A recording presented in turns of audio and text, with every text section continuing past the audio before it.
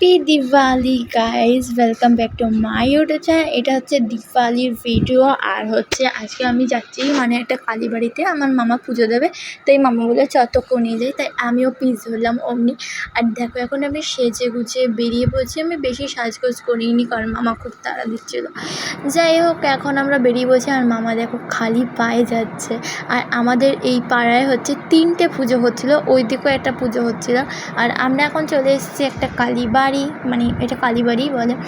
এখানে আমরা পুজো দেবো। এখন এসেছি ডালা দিতে, ডালা দিয়ে তারপর বাড়ি যাব। বাড়ি থেকে আবার রাত 12:30টায় আসবো। 2000 years later. এখন রাত বাজে 12:30। আর দেখো তোমাদের দেখিয়ে দিলাম। এখন আমরা যাব, আমি আবার যাচ্ছি মামার সঙ্গে, কারণ ভিডিওটা তো পুরো কন্টিনিউ করতে হবে, তাই না? ওর জন্য। আর সত্যি কথা বলতে এত রাতে আমরা কোথাও, মানে আমরা বলতে আমি কখনো কোথাও বেরোই না, এই ফার্স্ট টাইম বেরোচ্ছি এত রাতে।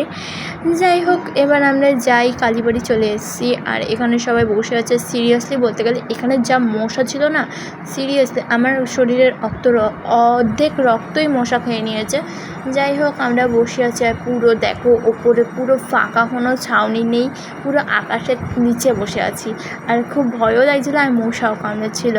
যাই হোক, এখন পুজো দিচ্ছে। আর যে পুজো দিচ্ছে সে হচ্ছে এই বাড়িরই লোক, উনি পুজো দিচ্ছে। এবার এখন অঞ্জলি হবে।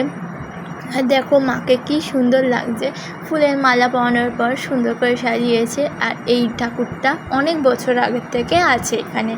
আর দেখো এই কুকুরটাও চলে এসেছে অঞ্জলি দেওয়ার জন্য। অনেকেই অঞ্জলি দিয়েছে, আমি দিইনি কারণ আমি উপোস থাকতে পারি না ওর জন্য।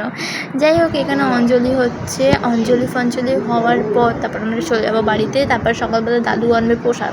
যাই হোক, আজকে এ পর্যন্ত, দেখাবে নেক্সট ব্লগে। বাই।